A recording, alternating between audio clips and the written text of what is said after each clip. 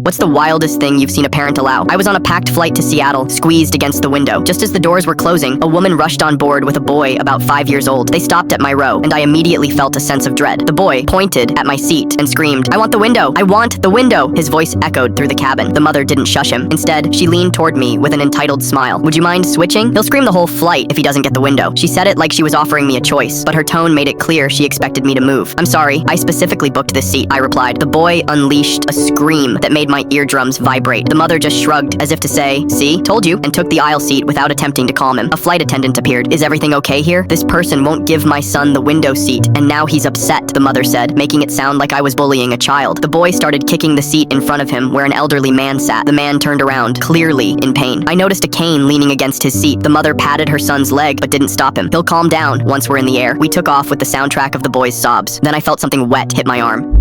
The boy was deliberately squeezing his juice box, so drops landed on me. She glanced up from her phone. "Ethan, don't waste your juice," she said, but made no move to take it away. No apology to me. Nothing. 20 minutes into the flight, the boy unbuckled his seatbelt and stood on his seat. The mother was watching a movie with headphones in. The boy grabbed my book and threw it to the floor. "Hey," I said. The mother removed one earbud. "What's the problem now?" "Your son threw my book on the floor." She sighed. "Ethan, that's not nice. Say sorry." "No, I want the window." She just shrugged and returned to her movie. The elderly man turned around. "Would you like to switch seats with me?" Before I could answer, the mother jumped in. "That would be wonderful. Ethan, this nice man is giving you a window seat." "Actually, I was offering my seat to this person, not your child," the man clarified. The mother's expression hardened. "Well, that doesn't help the situation, does it?" The boy started kicking the elderly man's seat again, harder. The man winced in pain. "Ma'am, your son needs to stop kicking the seat. This gentleman might have back problems." "He's 5, she hissed. "He has energy. What do you expect?" A flight attendant paused. "Is there a problem?" "This child keeps kicking my seat, and I've had recent back surgery," the elderly man explained. "Ma'am, please keep your son from kicking the seats." "Everyone's attacking me just because my son is a little energetic," the mother protested. As they argued,